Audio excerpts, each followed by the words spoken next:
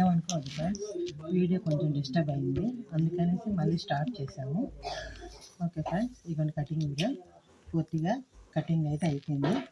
దానికి మనం కట్ చేసుకున్న వీడియో పీస్లన్నీ ఒక లెవెల్గా నీట్గా పెట్టుకోవాలి.